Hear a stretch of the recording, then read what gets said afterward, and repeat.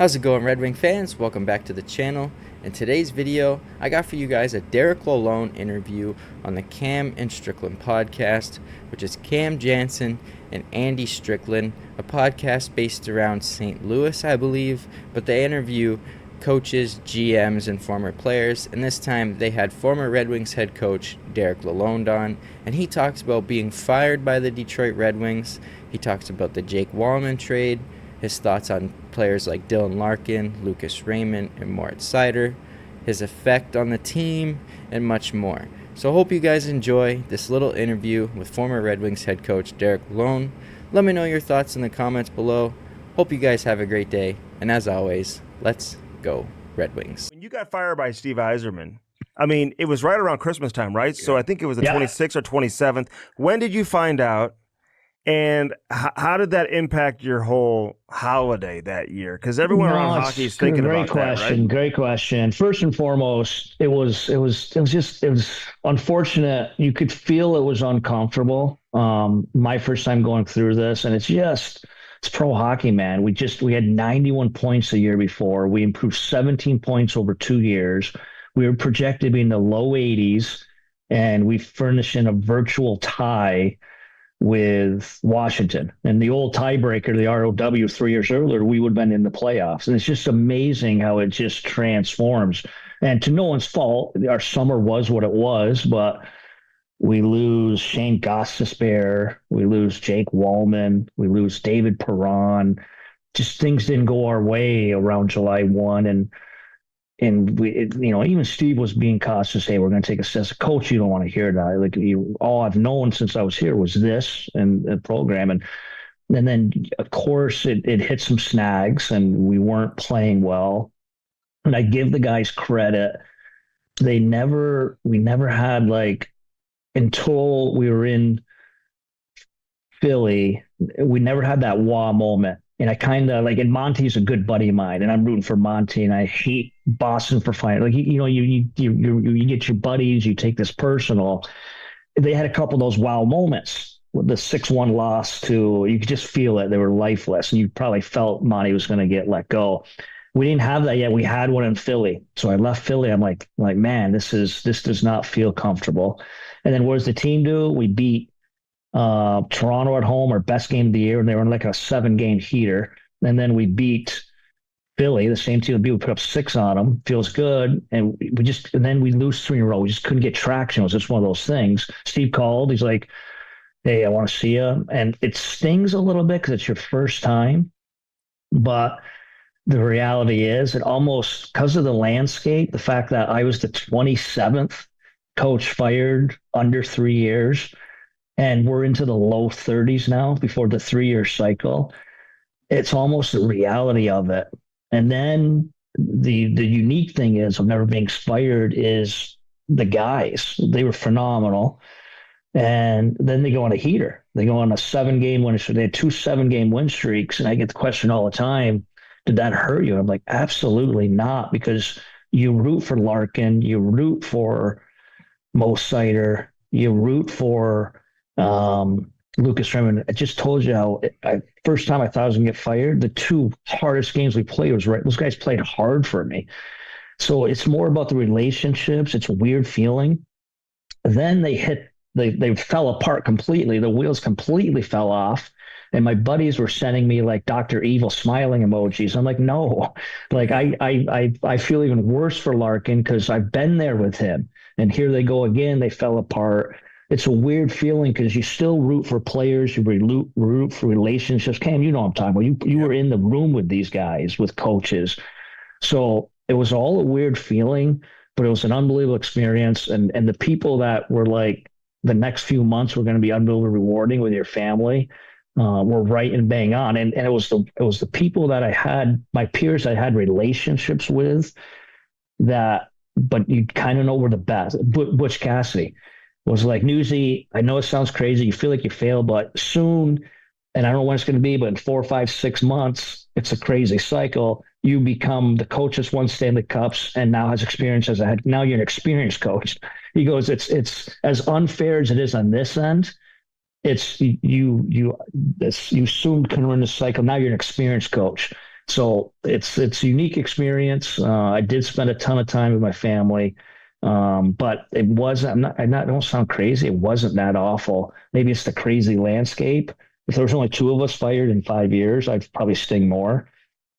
But it's an unfortunate reality of our profession right now, and you got to have some tough skin on. Is your contract up, by the way, or are you still under Yeah, contract? no, July 1. Okay. Yeah, July 1 cycle. So the way he handled it was different than how you see most general managers handled it. I didn't love the press conference. I thought it was like, it was interesting to watch, but working with him on a daily basis, is that a reflection of how he is? Is that how he treats the coaches and handles the coaches? Or is there another side of this guy who obviously is a great player and so respected as a player that we just don't see? Yeah, good question. Good person, very appreciative. He gave me my first opportunity as a head coach. You dream about being a head coach in the league, let alone an original 6 team with that type of history. And we knew we were in. Even in the process, he must have told me 5 different times, "Are you sure you want to do this?" Because he was pretty realistic on where we were out. So no, that was pretty much him, not in a bad way. I think that's part of the reality. He's an introverted person by nature, but a real unbelievable family man, good person. What I appreciate is whenever my family around, he treated them well and respect, but he's just extremely competitive. He made me a ton better because he's so hard. I remember one game in year 1, and we weren't very good, but we beat the New York Islanders. We shut them out 3-0. And we literally, one of those analytic dreams where we gave up like 6 chances and we couldn't have played better.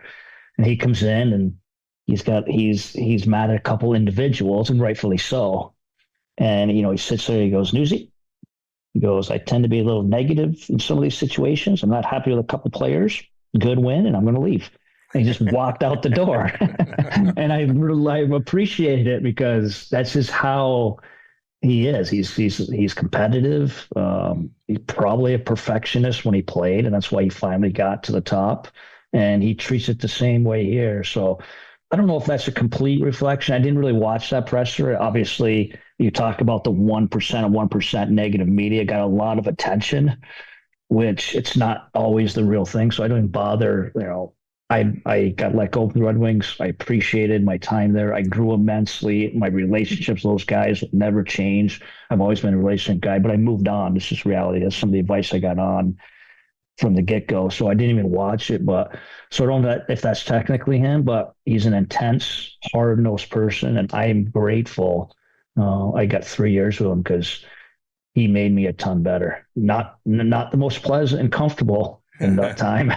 But he made me better, and that's all you can ask, I guess, really. Well, that's a good answer. You always wonder if guys like that, if they make others around them uncomfortable. You know what I mean? Like some when GMs do. I think maybe that's the intention for some general managers. They don't want you to be comfortable. Yeah, I'm the boss. Yeah, he's got a presence, and it's I don't think he means it, but he's obviously. He's an icon, especially in that city.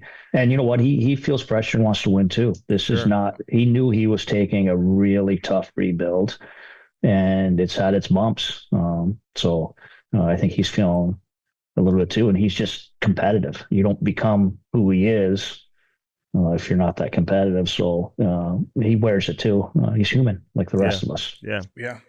There was did you have? Well, I was going to ask about Walman. Yeah. The Jake Walman situation, he goes to Detroit and he seems like he's scoring big time goals. He's playing good hockey. He's doing the gritty. And then all of a sudden you trade him and give away a pick to trade him. And then somebody else gets a first round pick to get him back. So what can you tell us about that whole situation? No, nothing. I really liked coaching the kid. I liked the individual. I felt really fortunate in that he played at Providence College, and one of my best friends, one of my college teammates, one of my roommates, Nate Lehman, was his coach. And Nate was unbelievable. He basically just said, just dig in the relationships. You let him know you have his back and you care for him.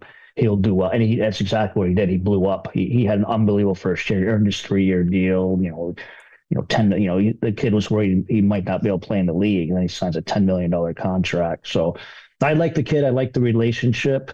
I just think it was maybe a bigger plan on what they were trying to do, maybe trying to build within. But I'm not surprised he did well. I had a lot of time for him.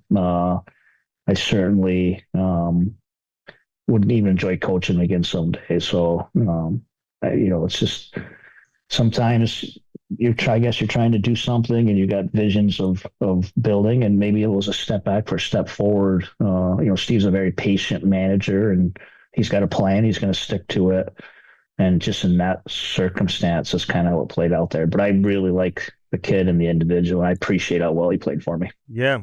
I got to know him really well here in St. Louis, man. Yeah, great kid. And again, he never really got that chance. He came in at a time they had a bunch of veteran guys that, won the Stanley Cup in 2019 and whatnot. So, but I remember watching him shut down Jack Eichel in the national championship game. You know what I mean? Against BU. Eichel was a freshman. So there was a lot of attention on him coming in, and you saw the skating ability and whatnot. But I'm glad to see him get an opportunity. It reminded me of guys like Vince Dunn. Sometimes you just don't really, you don't get that chance. You're in the lineup. Dunn got a better chance than Walman did, but he never really got to flex and be a power play guy and be a top four guy until you go to a different organization. Sometimes you get that chance and you run with it, which is what he's done in Seattle. Hey, I got to ask you though, because one of the more interesting things, man, was it the last game of the season when you guys were playing and Philly and Washington were playing at the same time? Okay, talk about nightmares and like how we literally make the playoffs. Yeah. So Cam, remember? You guys. I gotta remind Cam what happened. So Philly's playing Washington. Detroit, they tie it up late in the game. Then 3 seconds left. We tie with 3 seconds left. It may have been DeBrincat, or somebody. It was Cop. Perron. It was David. Jeez. Yeah, David. Okay. Yeah. So, but I remember watching it, and then you guys ended up winning the game. But Philly didn't know that Detroit had just basically eliminated the Flyers. So they pulled the goalie because they had to win the game against Washington. I remember this. Oshie scores the empty netter. And that knocked Detroit out of the playoffs, when in reality, Philadelphia didn't know. They didn't need to pull the goalie because they were already eliminated. So if they don't pull the goalie and there's a different outcome, then you guys make the playoffs, right? 100%. It was the perfect storm of circumstances. You talk about things they you were can't winning control. when they pulled the goalie. Yes. God. And so a couple of things. Maybe they were One, losing. I don't know. You learn in your coaching career, like you control things you can control. I couldn't control that.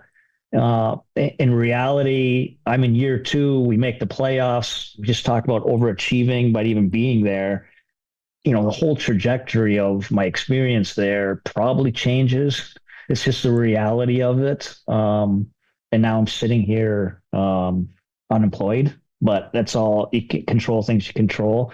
But yeah, we tied the game with 3 seconds left. We eliminated them. They're about 4 minutes behind us.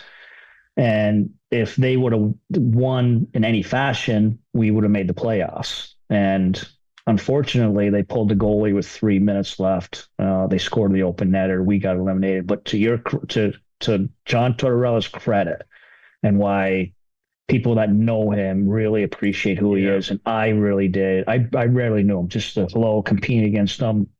He texted me 7:45 a.m. the next morning, and he's like, "Newsy, we had a plan. We were not going to scoreboard watch at all.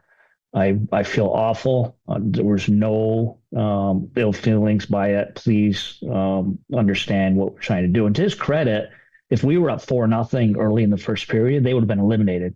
We get two points in any fashion, they're eliminated. And that's the last thing he wants in the middle of the game, is someone to look at a scoreboard and see Detroit's up 3-1 and their season's over. You know what that is. So I appreciate what it did. And I appreciate the fact he did that. And to this day, I'll always appreciate, because when people aren't watching, right, when doors are closed, who are you really? And he got eliminated himself. And for him to text me at 7 a.m. the next morning, I think says a lot about him. But yeah, the perfect storm of circumstances. But you can't control those things. That's just the reality of it. And unfortunately, that was one break that went against us that day. All right, so now tell us what you texted him that night. Like, what the fuck are you doing? You fucked us over. Trust me, I wanted to, but I know he would. Next time he saw me take a swing at me, he keeps score for sure. No, I literally text him back, and he didn't have to. Really, basically, you didn't have, because I might have done the same thing. Especially if we win, they're eliminated. No scoreboard watch, and that was his policy going in. Wouldn't you tell your video guys, to let you know? You would certainly, that's, again, you sound like everyone on my staff and everything like that. Like, just let the video guy call down and like, hey, Detroit won, because there's probably 5-6 minutes left. There's plenty of time for them to play that out. Don't pull the goalie. You're not making the playoffs, so it doesn't matter. Respect the game. Don't pull the goalies. But I get it. That's. Are you going to be that video guy to be like, hey, John, this is Joe? Well, I would say it to Brad Shaw or something. Yeah, exactly. I tell Brad Shaw or somebody else on the staff. Then, let them tell him. And then, in Shaw's or, because they have the policy, no scored watching, and then you can go down, hey, John, so and so just called in. Detroit eliminated us. So.